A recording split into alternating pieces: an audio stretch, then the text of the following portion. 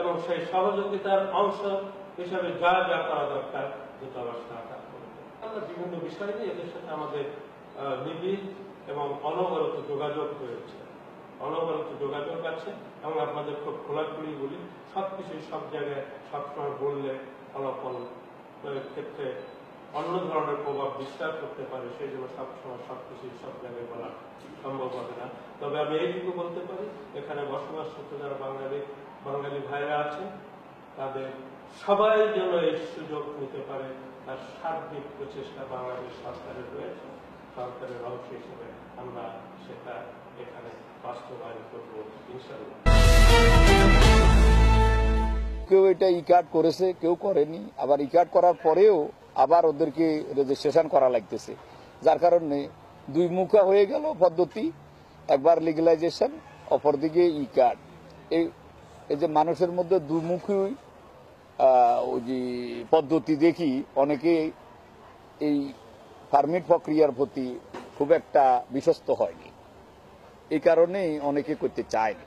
পরবর্তীতে এখন যখন সরকার ওই যে ধরপাকড় করতেছে ইমিগ্রেশন, তখন অনেকেই অসহায়ত্ব বোধ করতেছে, অনেক মালিকও অসহায় হচ্ছে, এখন শ্রমিকও হচ্ছে।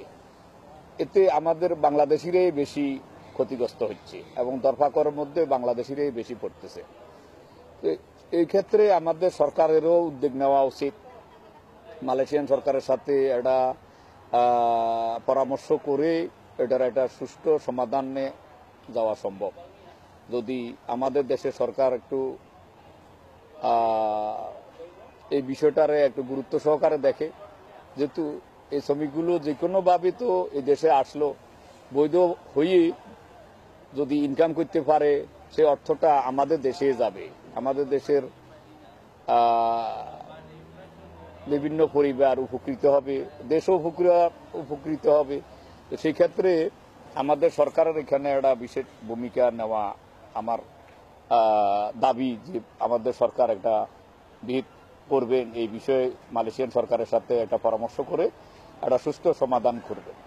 আমরা আহ্বান জানাচ্ছি যে আমাদের বাংলাদেশিরা বিশেষ করে যদি বৈধ হয়, তাহলে তারা নিশ্চিতভাবে কাজকর্ম করতে পারবে, ইনকাম করতে পারবে, তাতে তারা যেমন লাভবান হবে, দেশ জাতি সবাই লাভবান হবে।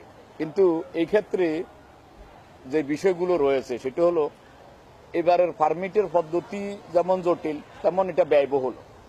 অন্যান্য বারের চাইতে এটা ব্যয়বহুল, যার কারণে অনেকের পক্ষে যারা রেগুলার কোথাও কাজ পাচ্ছে না বা পারমিটগত কারণে চাকরি পাচ্ছে না, সেক্ষেত্রে তার কাছে ৬-৭ হাজার রিঙ্গিট জোগানো একটা বিরাট বিষয়।